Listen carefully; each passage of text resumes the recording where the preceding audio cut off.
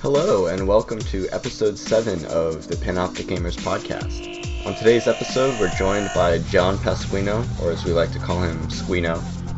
The topics that we'll be covering today are tabletop games, card games, and games that require some level of social interaction. And don't forget to check out Snap to Cover's Facebook, Twitter, and YouTube for additional content. We'll be posting more videos soon of our playthrough of The Secret of Monkey Island. And check out Tobin's latest devlog series, where he shows us all how to create video games like a pro. So sit back and enjoy the show.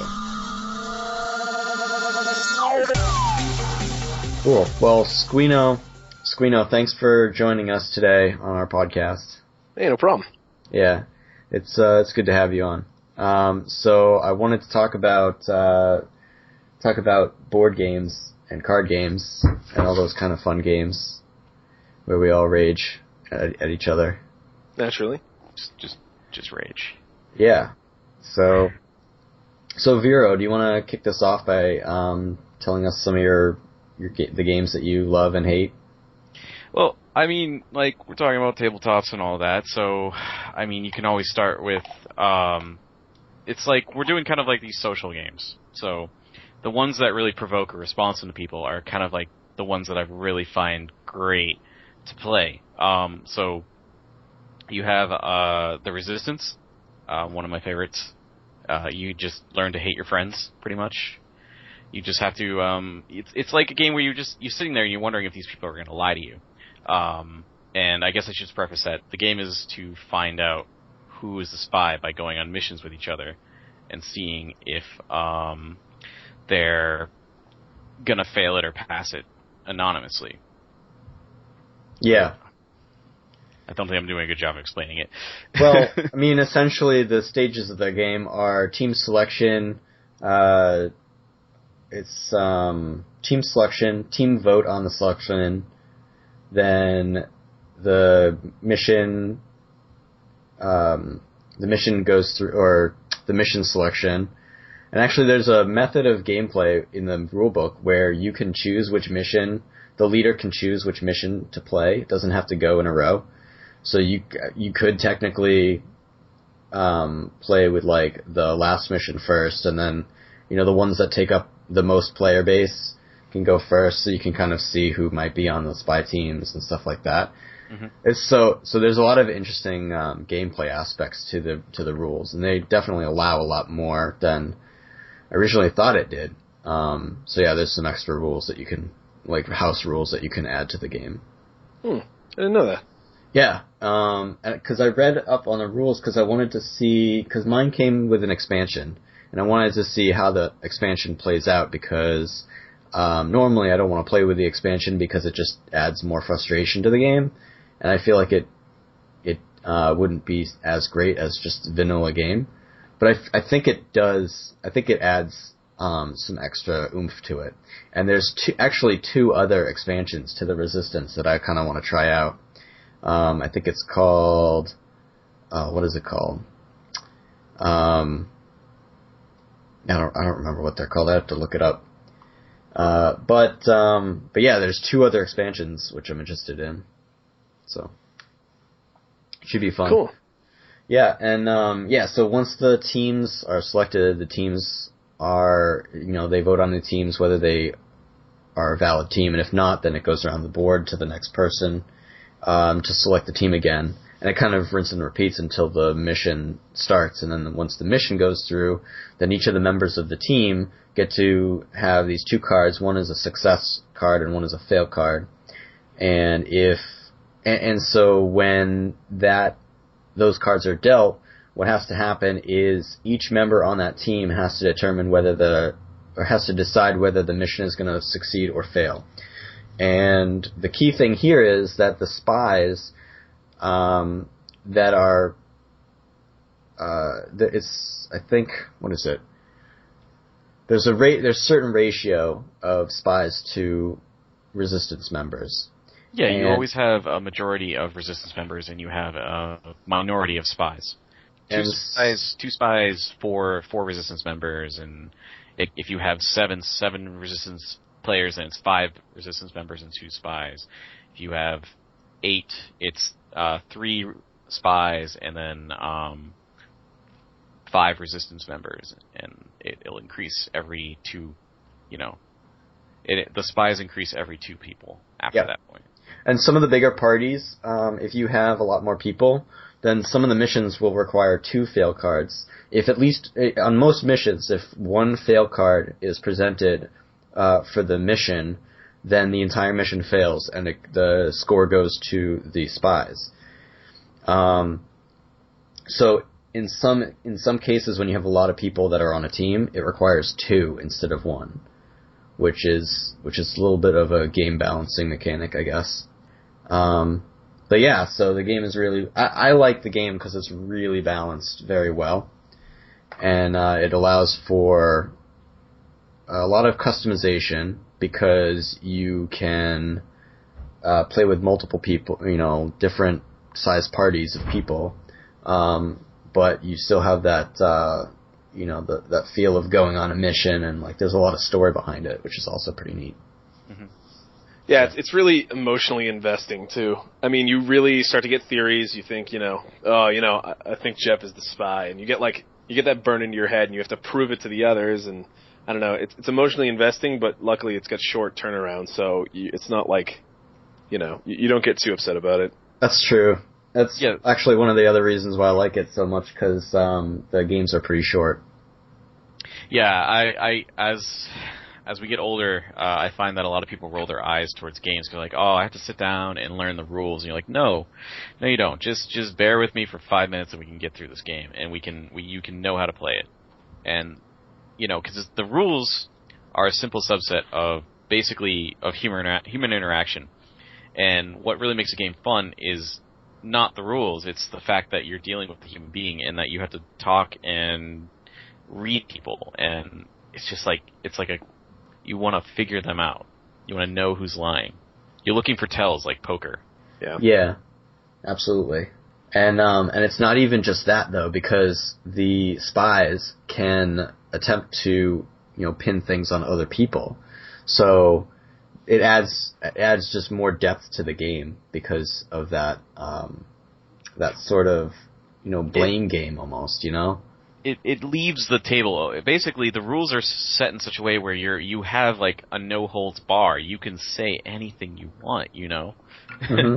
You can act any way you want. You can get up and walk around the table and have a temper tantrum or something if you think that's going to do it. Yeah, the game is definitely based around actions and like player interactions. Yeah, because the play aspect of it is actually pretty small. I mean, there's not much materials. It's just like tokens and cards. You could do with a piece of notebook paper. It's really all about the construct and the rules that makes it a good game. Right. I feel like these games, in a way, can be almost like a gateway drug to like role-play games. Like you could probably get, if someone really enjoyed these games, you could probably maybe transition them into like maybe D&D or Pathfinder. That's true. I mean, there is a lot of story behind it, like I said, as well as just trying to be the character that, or the Well, see, the character in this game is yourself. You're just setting a, maybe you can buy the whole like dystopian futuristic society, but really, you're just playing yourself, but you're trying to deceive people. So you're playing a character, but the character is yourself. Right.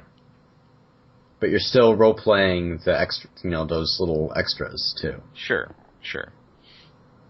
So like that's why I feel like even though you don't have to stretch your imagination with the game, and you don't have to act per se. You're still putting up an act. Down with the government. Well, that goes for Coup as well, which is a game that's made by the same people that made the Resistance, and that game's pretty awesome too. That has a lot of, I wouldn't say it has a role playing aspect to it, but it definitely has like a story behind it. Like a loose story behind it, because you're controlling members of a court, of a futuristic court, and each member type has a different ability. And so then you use those abilities without, other people knowing who you have control over, It's kind of like you having a financial control over someone in, the Senate or something like that. And then but no one knows that you can control them, So, yeah, you can definitely tell it's the same makers too. I mean, it's all about lying and just basically pretending that you have something you don't. It's very poker-like, and in action, in actual play, both of them sort of result in you lashing out and screaming at your friends at some point. Yeah. Yep. In a fun way. Of course. In a friendly, fun, non-murdery way. So yeah, if you want to check out those two games, Resistance and Coup, C-O-U-P. It's definitely spelled with a P at the end. I believe it's pronounced Coup. Yeah, it's actually pronounced Coup. Yes. It's much like yogging. The soft J. Yeah, it's a soft P. But a hard P. Yep. So we can also talk about Settlers of Catan, too. It really is a soft P, though. It is a soft P. It's Coup. Anyways, yeah, so let's jump into Settlers of Catan, because that game's pretty awesome. Although that can run on the long side of playthrough time. Yeah, Catan games can go for a while, especially with the expansions. But in the base game, you're basically just racing to the 10 points. It's like a resource management game, and the board is randomized too. So the game starts and each player selects their starting locations, and that determines randomly under what conditions they'll generate resources. So everybody sort of has their setup, and then the players are allowed to build and progress as the game goes on. It's critical, like what you pick in the beginning, right? Because it'll influence what your starting resources are, but basically everybody's trying to race together to 10 points, and trading is like a huge deal for it. Yeah, and the resources that get dealt out, I guess, are not always the same every game. I mean, you could get it depends on the dice rolls, which are associated to the tiles in that when they're set up. So, you could have in one game you could have a lot of sheep or wool, and in another game you could have a ton of ore, but like barely any sheep gets, tossed out. So it's definitely all about the trading and trading with the bank. Well, yeah, it's an economy-based game. But the dice rolls in this game aren't like the dice rolls decide your fate for the turn. The dice rolls decide your fate for everyone on every single turn, because dice rolls are not specific to you. You roll a dice, and whatever number you roll means that these hexagons, these hex squares, made up shapes, guys. I like hex squares. Made up. They will generate resources for that round or that turn, and so everyone can collect who has settlements on that hexagon, and so forth. So the dice rolls aren't like necessarily deterministic of your particular fate, but for everyone's fate. So it's kind of a shared, like, the dice, you rolling the dice doesn't really matter, It's just a game mechanic to drive the game forward. It's like an engine.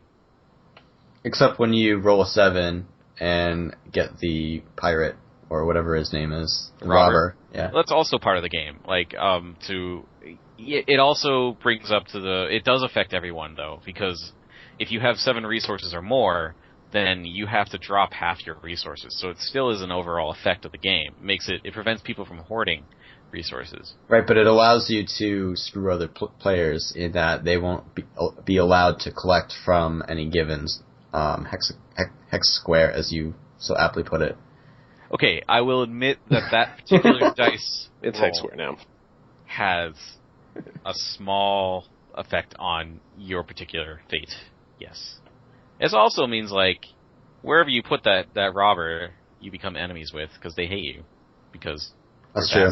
So you really only use that towards the end of the game, when you want to screw other people. That's an interesting point, though. The robber is critical in Catan, because it's your only way to slow down a select other person. I mean, you can just not trade with them, but that's sort of like a denial. But to actually actively steal from them and shut down stuff, there's only that one mechanic. So basically, everybody has to agree, kill them, and like leave the robber on their stuff or whatever in order for you to effectively take advantage of it. Because if it just jumps around and everyone gets hurt equally, then it's not really like a silver bullet. But it definitely is a standout strategy to stop the leader. Yeah, the blue shell of Catan. It's like an attempt to create a United Nations against, or an ally against one player. Coalition. Stop this guy because we all suck. Basically create embargoes on other players. Yes. So yeah, do we have any Catan moments that we want to share with our listeners? Yes. Yeah. So part of Catan is that there's lots of different strategies to get your 10 points, right? So you can have some settlements that are worth some. You can have some development cards that are worth some. And you can win those 2 trophy cards for largest army and longest road. The achievements. I just want to say the achievements are okay. So the largest army is practically ignored. No one does it. What? That's not true. No, they don't. I don't. They don't do it until only one person will do it. Usually it's about one person because I don't know. They just don't. They're so busy trying to build their settlements that they don't even bother with development cards. And then there's the longest road, which I feel is the most fiercely competed achievement in the entire game. People kill over that. Yeah, but once the roads are built, you're kind of screwed. So, I mean, if someone has the longest road, at a certain point, you're not going to ever get the longest road. Once someone has it towards the middle to the end of the game, once someone has it, that's it. They have it for good. But with the largest army, you can get that later on. Namely, a certain wife whose husband's first name rhymes with F tends to be very, she'll cut you. She'll cut you if you take her road. Scary. I feel like Julie's definitely the one, Squino's wife, the one who is very cutthroat. Actually, you know what? I'm gonna say all the wives because Danielle was that way too. That's true. Danielle's pretty brutal. It really brings out the best in people. It does. Yeah, as far as specific stories, there's definitely been times where you're at some rando is at 6 points, and then they just flip 3 dev cards and crack longest road and just straight up win, and you're all stunned because you spent 2 turns in your own little corner building your empire, and then you just lose. And you're it's such an empty feeling when that happens because you're all of this work for naught. It's not even you struggled. You just were ambushed and there's nothing you can do. You lost. Yeah, those are the best wins. I'll tell you, nothing is worse than thinking, I have the perfect place to put my first 2 cities, first 2 cities and roads, so that, you can play the game. And then all of a sudden, after everything's said and done, after all players have done that, you look at it again, you're like, shit, I just made the biggest mistake to start the game. That's what happens to me every time. Yeah, but you can go for, you can fix it. You can go towards the ports. I mean, yeah, I agree. It's definitely a massive disadvantage. But the game has mechanics to fix it. I think the game is fun because, although, you can draw comparisons to Monopoly, because Monopoly is kind of similar.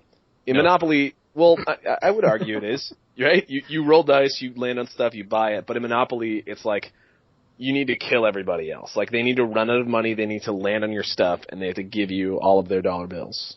But in Catan, everybody races towards a common goal. So, the trading is we're friends, right? It's just like Munchkin. You're friends up until someone's going to crack 10, and then everyone just piles up on them. Yeah. That's an important distinction. It's why the game feels better than Monopoly, I think. It's definitely a lot like Munchkin in that respect. Yeah. Only thing about Monopoly is it's bullshit. Really hates Monopoly. I hate it so much. Basically, my issue with Monopoly is that it's all dice rolls. It's all RNG. And whoever doesn't know what RNG is random number gods. You just basically roll the dice, and you land on a property. And if you don't own the property, if it's up for grabs, you take it. Because, by God, if you don't take it, then you're gonna be out of luck. And basically the game progresses where no one ever wants to trade you. No one ever wants to trade for properties, because if somebody gets Monopoly, that's the linchpin for most people. So it ends up either being a stalemate or a long game of just going around the circle until you force people into positions where they have to trade. True, but there are situations where someone might hit the jail. And someone who's ahead. The jail is amazing. The jail is safety. Actually, yeah. it's good for the person who is, well, if someone's ahead, right, and they get put in jail, they can't collect on any of their properties. So you can easily go walk through and keep them in jail. That's a rule? Yeah. You don't collect on any properties if you're in jail. I didn't know that either, Vera. No. I thought it was a safe haven where you just got away with everything. Yeah. Like real life. Because we never played that way, and I hated... I'm surprised that's like one of the big rules. Yeah, it seems kind of critical, sort of changing the understanding. Yeah, because I never understood, like, in late game why you'd ever want to leave jail. Like, whenever I rolled doubles, I'm like, don't do it. Don't roll doubles. Don't roll doubles. So all those murders Vero committed were in vain. Yeah. Yep, or for naught. What? I don't want to pay this rent. Everything you know about Monopoly has just been turned upside down. No, it hasn't. I still hate the game. It takes forever. It does. It does. You know, as the forgotten Dane Cook once said, it's bullshit, Grandma. It's bullshit. Who stole the pink 50s, you cheating whore? Yeah. Pretty much. I guess the Catan equivalent would just be like, where'd you get all the sheep? I found them on a raft. Yep. Well, you know, I traded them for wood. So a few other games out there that, you know, we should play are, you know, actually a game that we should play sometime, when we get together is, Win, Loser, and Banana. Win, Loser, Banana. Very simple game. You don't even need to buy this game. It's so simple. Do you need a banana? Do you need a winner? No. A banana would actually hurt this Do you need game. a loser? Yes. You need losers, you need winners, you need a picture of a banana would be good. But only if the back of that picture looked the same as all the other cards that you gave out. So basically the game is, you have a winner, a banana, and everyone else in the game is a loser. And you have a deck of cards that is equal to the number of players of the game. And so it's like, you deal out the deck of cards, everyone looks at their roll, they're either a winner, loser, or banana. And if you're a winner, you proclaim that you are the winner. Like, everyone knows this. And then, as the winner, it's your job to decide who has the banana card. And if you can figure out who the banana card is, then you actually win the game, and so does the banana. If you don't, and you pick a loser, then that loser wins the game. And it's that simple. There's actually no other rules to that. Simplest game ever. Wow. I see how it cannot be improved with a banana for scale. Yep. How would you actually hide the banana? I don't know. Like, we need technology. Yeah, Well, you need a way. You could put it in your pants. It's true. No. It's not how you would hide one. One does not hide a banana in the pants. No. It'd be too much of a bulge. You'd scare the children. All right. Let's see. So yeah, that's a great game that you can always play. Actually, you can play that with a regular deck of cards where you have numbered cards as would just be losers. You'd have one queen in your deck, and then you'd have a joker card as a banana, and you can play that with any deck of cards that way. So you can take that home to your next party. A game I kind of wanted to go over was Saboteur, which I thought was a great game. I ended up playing this at I guess it's a game night, because there's no such thing as happy hour in Boston. But, Yeah, there is. No, not officially. You can't call them You can't have happy hours in Boston. You have Fine, to have, enjoyment time. Yeah, you can have, like, discount food time or game night, but you can't discount liquor that way. Yeah, I suppose. Anyway. I thought they changed that, but whatever. No, they didn't. They won't. It was at a bar called The Good Life, and basically they hosted it like on Tuesday nights, and I guess downstairs in the basement is a vodka bar. It was really fun to go because they would actually set up Wii's on the big screen, and you could play Smash Brothers at the bar while drinking. And in the back, they had a game of Saboteur going on. And what you do is everyone would have these cards, and you'd find out if you were either a dwarf or a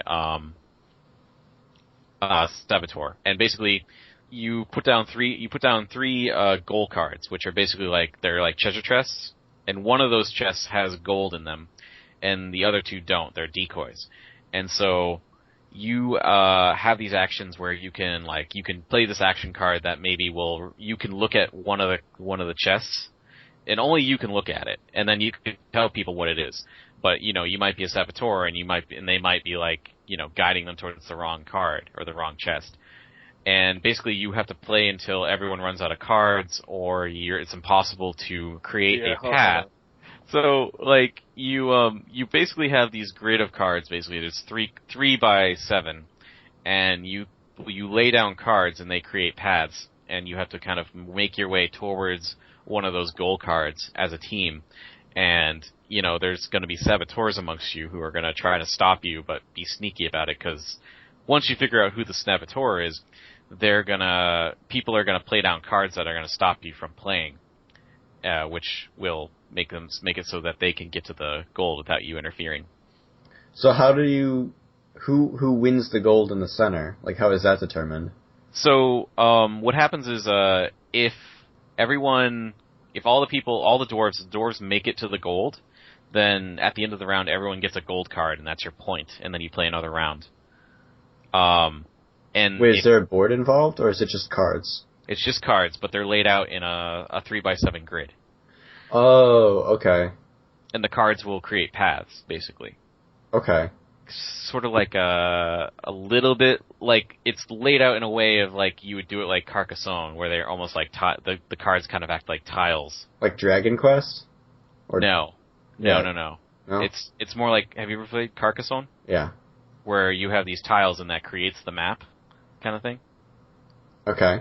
So you'd play a path card, and it would have maybe it would be go around. It would direct the cave to a corner, and so you'd have to go up from there to play off of it, kind of deal.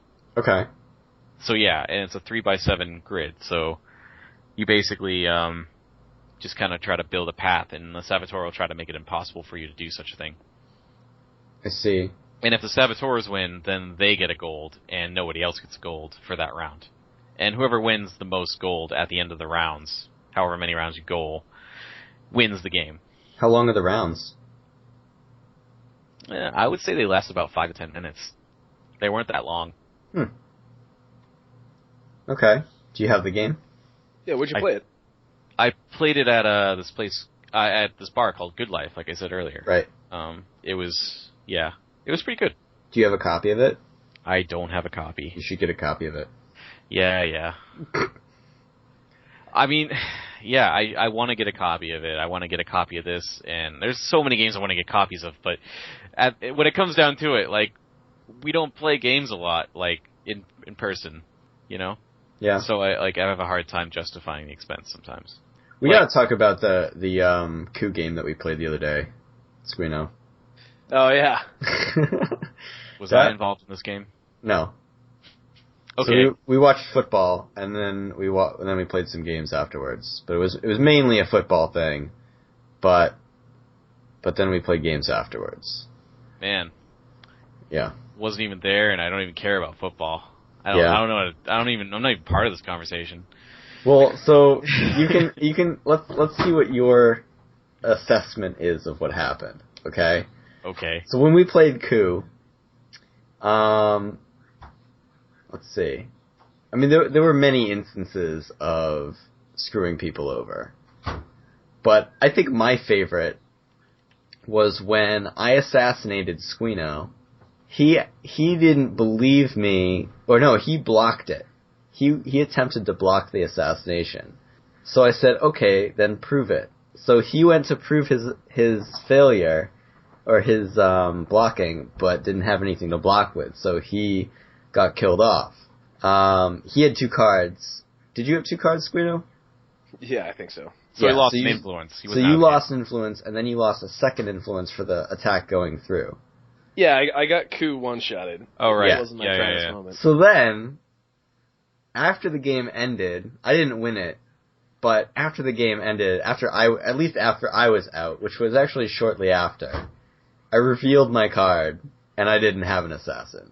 And I hadn't traded my cards in or exchanged anything. And I was like, Squino, take a look. And I flipped over my card that wasn't an assassin. It was magic. I got once.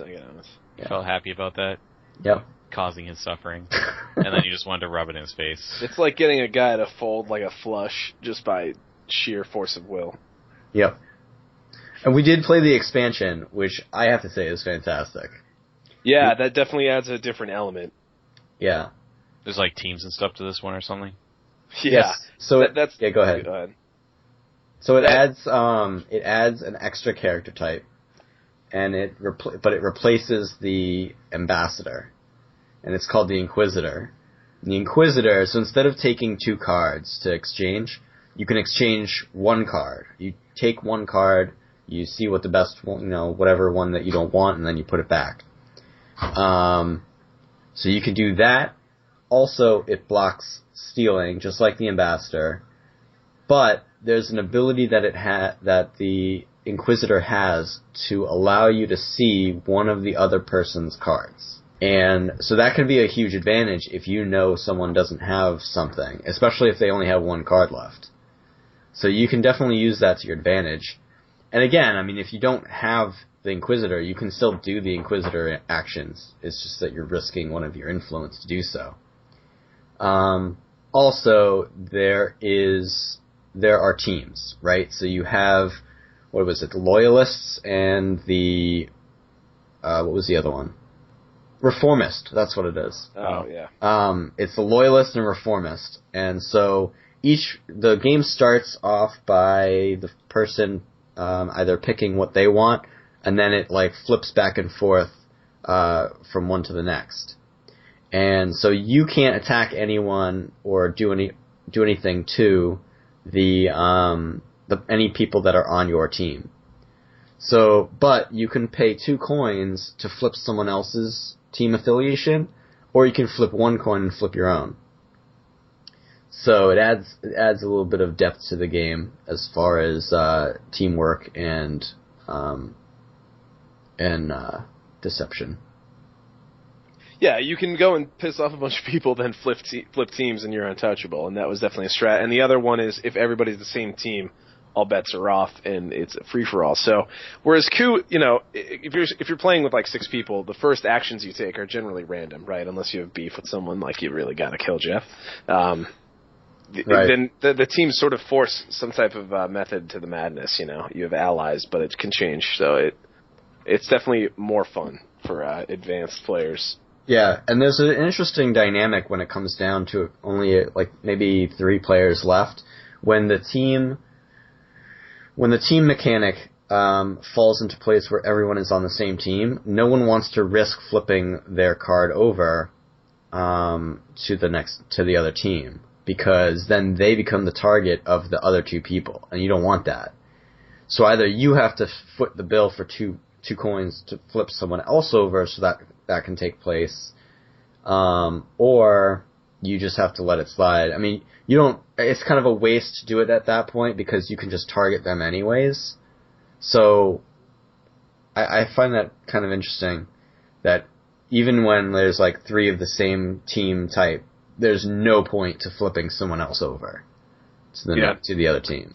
With Coup and Resistance, and even Catan, maybe just Coup and Resistance, I don't think player skill could get you to win dependably every time. I don't think you could ever play a Coup tournament and have meaningful results. Yeah, I would agree with that. I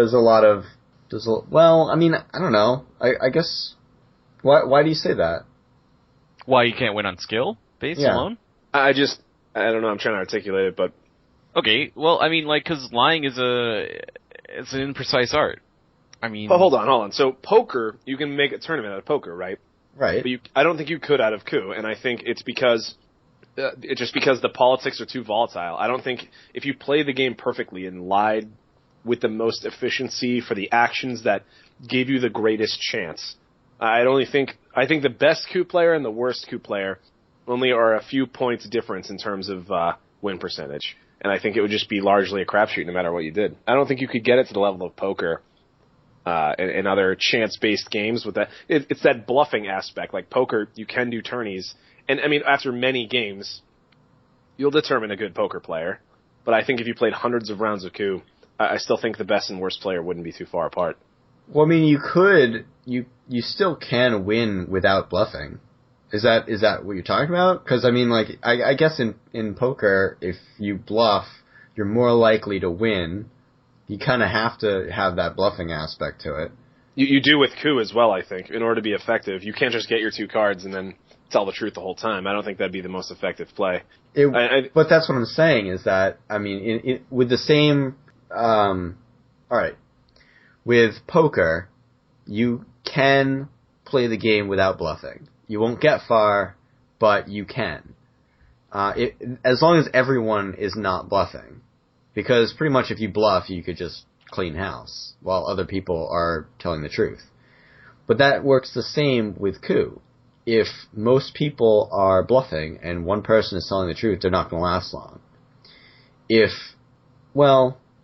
guess you could say if they're always telling the truth, then if someone, says, "Oh, I don't believe you, prove it," and you prove it, then they lose, influence points. So, I guess there is some, I don't know.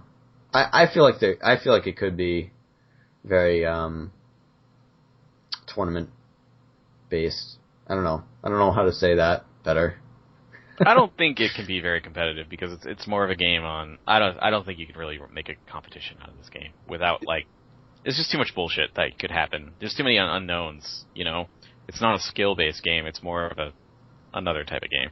That's the thing though. I want to say parts of it are. It's just part of me wants to call it the same as poker, but in practice it just doesn't feel like you could really affect your fate that much. I think the optimal strategy is bluffing some amount to maximize power, to feign power. And as long as the bluff isn't called, obviously, it's a straight up win. It's just stronger than not lying, like you said, Jeff. But for some reason, I don't think Coup could be done in a competitive way. Yeah. Do you think it has to do with the number of players, though? Like, if you have more players, it's a little harder to determine whether someone's cheating or whether someone is bluffing or not. The number of players doesn't necessarily. Well, I don't know. Good question. I'm not sure. Because the same with poker. I mean, you could have a couple players. You can have a whole table like 8 players. So, this game. Yes, there's encouragement. Like, there's lying is encouraged in poker, but the thing is in poker, there's a statistical aspect to it. You can you look at your hand and you know your statistics, and then comes in you can weigh your options. Where Coup is kind of it's sort of you don't have a lot of statistics to go on. You have two cards that you have known, and that's it. You know your 2 cards. And then everybody else could have any of the other cards. And there's 3 of each card, so it's very hard to tell, until you see what everyone does for, moves. You can go around. Poker. That's exactly like poker, right? I mean, there's 4 of each in the deck, and some are stronger than others, and you don't know what people do. You don't know what people have objectively. You have to judge based on their actions. Mm. But I hear what you're saying. For some reason, I can't quite peg it, but in practice, I just think Coup there's not enough player decision that actually affects the outcome. Like Jeff alluded to, 8 players in poker, right? Your straight is looking okay with 8 players at the table. Not real strong. There's likely a full house, right?